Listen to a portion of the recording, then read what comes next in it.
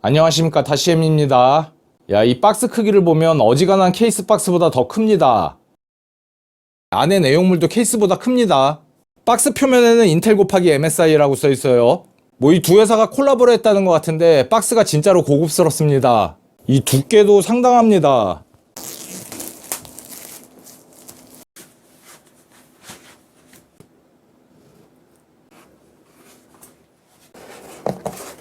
예, 11세대 인텔 코어 9 프로세서가 들어있습니다. 예, 저도 처음 봐요. 2000년 51주차 제품입니다. 원래 인텔 순정 케이스보다 이게 낫다. 콜라보하기 잘한 것 같아요. 보드하고 쿨러가 들어있습니다. 코어 리퀴드 K360입니다. 제가 MSI에서 나온 코어 리퀴드 360R이라는 일체형 순행 쿨러가 이미 있습니다. 똑같은 120mm 3열 라디를 가진 쿨러예요. 그런데 얘가 똑같은 코어 리퀴드라는 이름을 달고 신제품으로 나왔단 말이죠.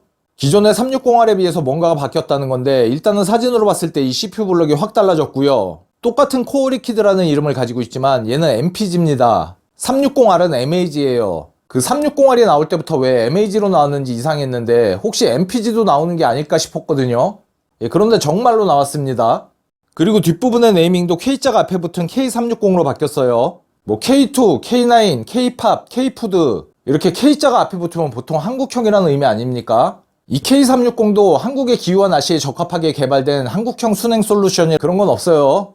그냥 입에서 나오는 대로 짓거려 봤고요. 왜 K360인지는 저도 잘 모르겠습니다. 그런데 일단 MAG에서 MPG로 바뀌었다는 것만 봐도 더 좋아졌다는 얘기입니다. 박스 크기 자체가 커졌어요. 한 이만큼 커진 것 같더라고요. 일단 제일 관심이 가는 건 이 CPU 블럭인데 2.4인치 LCD입니다. 자, 일단 박스를 열어가지고 안에 내용물을 살펴보겠습니다. 설명서 들어있고요. 블럭 장착하는데 필요한 부품들하고 RGB 케이블입니다. 120mm 펜 3개 들어있고요. 그리고 쿨러 본체, 여기까지가 박스 구성의 전부입니다. 현재 쓰이고 있는 대부분의 소켓하고 호환이 됩니다. 소켓 775는 제외입니다. 요즘엔 소켓 775는 대부분의 쿨러들이 지원을 안 하는 추세입니다. 예, 이제 775는 보내줘야죠. 라디 소재는 알루미늄이고 두께는 27mm입니다. 루버핀은 이런 형태고 핀의 간격은 꽤 조밀합니다. 호스 길이는 40cm고 이전 버전에 비해서 좀 부드러워졌네요. 이게 이전 버전이거든요. 약 12mm 정도입니다. 새 버전은 약 10.4mm 정도예요. 그러니까 이전 버전 대비 한 1.6mm 정도가 더 가늘어지면서 더 부드러워졌어요. 이전 버전하고의 차이는 여기 라디에 박혀있던 펌프가 이쪽으로 옮겨왔고요. 아무래도 LCD가 달린 블럭이 제일 큰 차이입니다. 비주얼이 강화된 거죠.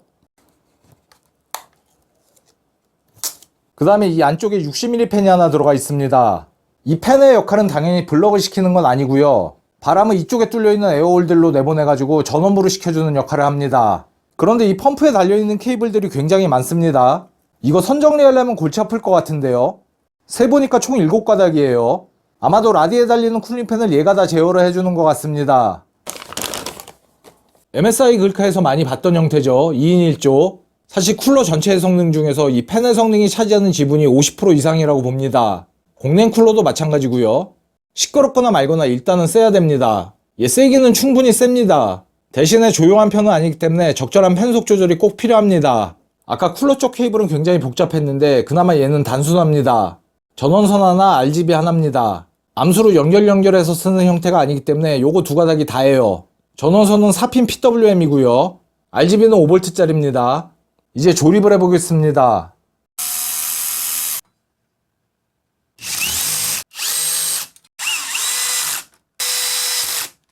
이게 만지다 보니까 이렇게 빠지더라고요. 진짜 제가 고장낸 줄 알고 잠수 타려고 그랬거든요. 전화번호를 SK로 바꿔야 되겠다 이러고 있었는데 이게 보니까 자석입니다. 원래 이렇게 붙였다 뗐다가 되는 거예요. 이렇게 자석으로 붙습니다.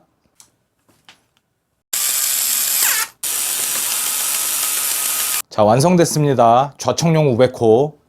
이게 신형이고 이게 구형이에요. 같이 달아놨습니다. 이렇게 한번 돌리고 이렇게 한번 돌리고, 이 부품이 인텔 115땡 소켓용이에요.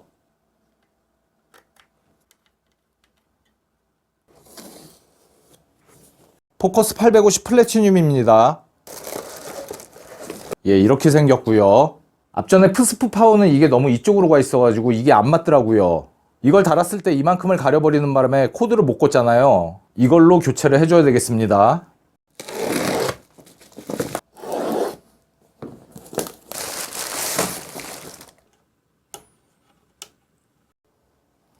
기역자 파워 케이블입니다.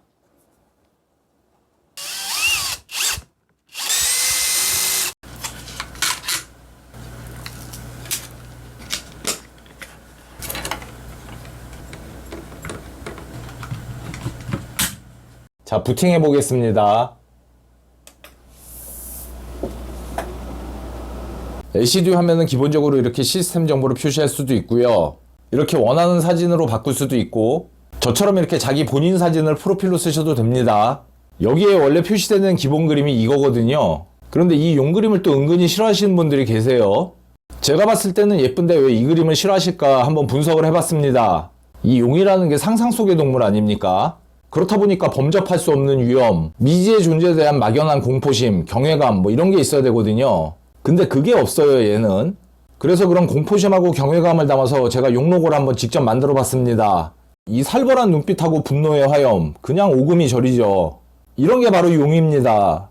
이 전설 속의 동물이 내뿜는 위험하고 아우라가 그냥 바로 느낌이 오잖아요. 비교가 되죠?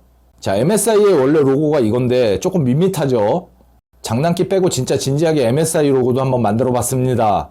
자, 진지하게 궁서체로 아무튼 맨날 똑같았던 이 부분을 자기 개성대로 꾸밀 수 있다는 게 가장 큰 장점입니다. 이 화면을 내 취향과 개성에 맞게 입맛대로 커스텀할 수 있다는 거죠. 뭐 하지만 어쨌든 쿨러에서 가장 중요한 건 성능이죠. 쿨링 성능을 한번 테스트 해 보겠습니다.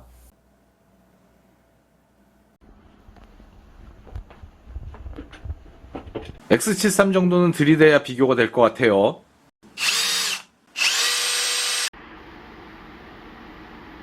프라임 95 스몰 테스트를 옵션 타입 없이 20분씩 돌려봤습니다. 전압은 1.4V에 모두 3줬고요. 코어는 51배수, 캐시는 48배수 주고 돌렸어요. 이렇게 일일이 20분씩 돌려가지고 캡처를 했는데 그 핵심 결과만 요약해 놓은 게 이겁니다. 보드는 Z590 에이스, CPU는 1700K입니다. 원래는 코어 리퀴드 360R하고 K360 두 가지만 비교를 하려고 했었어요. 그래서 비교를 해보니까 뭐 여기서도 차이가 많이 나지만 다른 조건으로 했을 때는 뭐 11도까지도 차이가 나더라고요. 그런데 그 테스트는 변인 통제를 확실하게 못했어요. 이 테스트는 최대한 똑같은 조건으로 맞추고 한 테스트입니다. 그래서 360R하고 K360의 차이가 워낙 많이 나다 보니까 좀 센 쿨러랑 비교를 해야 되겠다. 그래서 큐버 시스템에서 급하게 X73 하나를 빌려가지고 테스트를 했습니다. 얘는 센 놈 맞죠? 일체형 수냉 쿨러 중에서는 S급 중에 S급입니다. 그런데 시스템에서 쿨러를 교체할 때는 그 장착하는 부품들까지 다 바꿔줘야 되거든요. 그런데 보니까 얘하고 얘는 부품이 똑같아요. 이런 거 말이죠. 그런데 처음에는 이 부품들만 똑같은 줄 알았어요. 그런데 자세히 보니까 쿨러 전체가 똑같습니다. 뭐 비슷하게 생긴 게 아니고 완전히 똑같아요. 기본적인 라디 형태는 말할 것도 없고 호스나 작은 부속들까지 똑같습니다. 차이 나는 부분이 블럭 상단의 디자인하고 라디에 각인된 메이커 이름밖에 없어요. 하나는 MSI라고 찍혀있고 하나는 NGXT가 찍혀있고 그 차이밖에 없어요. 그러니까 만든 데가 같다는 얘기죠. NGXT 거를 아세텍에서 만들어주니까 K360도 아세텍이 만든 겁니다. 뭐 아세텍은 일체형 쿨러 업계의 TSMC라고 보시면 됩니다. 그런데 그런 TSMC 같은 파운드리 업체와의 차이는 TSMC는 설계는 자기들이 안 하잖아요. 아세텍은 설계도 본인들이 합니다. OEM이죠, OEM. 그러니까 이런 경우가 종종 생길 겁니다. 뭐 그래픽카드 같은 경우에는 이런 사례가 흔하죠. 그래픽카드에서는 펠릿이 아세텍의 위치라고 보시면 됩니다. 그래서 이렇게 바디 구조가 똑같다 보니까 기본 성능은 동일해요. 그래서 어쨌든 돌려봤더니 이런 결과들이 나왔고 이걸 정리한 표입니다. K360이 제일 성능이 좋아요. 이 둘의 성능 차이는 쿨링팬의 차이라고 보시면 됩니다. 요 옆에 건 뭐냐면 그 쿨러에 원래 묻어있는 써멀 있죠? 쿨러를 사면 일회용 써멀이 주사기 같은 데 따로 들어있는 게 있고 이렇게 발라져 있는 게 있죠? 발린 건 못 참지. 그거는 왠지 꼭 써봐야 돼. 그 주사기나 맥도날드 케첩에 들어있는 써멀은 솔직히 한 두세 번 쓸 수 있거든요. 근데 발라져 있는 건 딱 한 번밖에 못 써요. 그래서 그걸 써보지도 않고 닦아버린다는 거는 감성이 허락하지 않습니다. 그래서 그걸로도 돌려본 거예요. 나머지 3개는 그리핀 Z9 써멀로 돌린 거예요. 그리고 특이한 게 전원부 온도죠. 이 K360은 블럭 위쪽으로 60mm 팬이 하나 달려있거든요. 전원부 냉각용으로 달아놓은 건데 생각보다 효과가 괜찮네요. 안 달리는 애들하고 비교하면 10도 정도 차이가 납니다. 그리고 이 옆에 건 뭐냐면 얘를 빼고 돌렸을 때입니다. 이거 끼우고 돌리는 게 전원부 냉각 효과가 더 좋습니다. 이 세 가지 중에서 요거 두 개는 실내 온도가 19.3도, 얘는 18.3도예요. 그래서 나머지 둘보다 1도가 더 낮은 환경에서 돌린 거예요. 그래서 그 온도 편차까지 반영한 게 이겁니다. 360R하고 K360을 비교하면 대충 한 7, 8도 정도 차이가 나고요. X73하고 K360을 비교했을 때는 한 2도 정도 차이가 납니다. 똑같은 쿨러인데 쿨링팬 때문에 차이가 나는 거예요. 그래서 쿨링팬 스펙을 또 안 볼 수가 없겠죠. 얘가 X73, 얘가 K360 번들팬이에요. 팬 스펙은 여러 가지가 있는데 그 중에서 중요하다 싶은 스펙만 뽑아왔고요. 그 중에서도 중요한 게 이 위에 세 가지입니다. 풍량 라디 냉각용 팬은 뭐 거의 비슷비슷하고요. 이런 냉각용 팬에서는 풍압이 중요한데 얘가 상당히 높아요. 120mm 팬 중에서 이 수치가 4가 넘는 팬이 있었나 싶은데요. 3을 넘어가는 애도 사실 보기 쉽지 않거든요. 처음 보는 것 같기도 하고요. 무려 풍압이 4.29입니다. 실제로도 아마 이것 때문에 성능 차이가 한 2도 정도 나는 게 아닐까 싶습니다. 그러면은 무조건 톡스 4.0이 더 좋은 거 아니냐? 그렇게 보기는 또 힘듭니다. 소음이 여기 스펙으로는 한 4dB 정도 차이가 나는데요. 그런데 체감상 느껴지는 차이는 이거 이상이에요.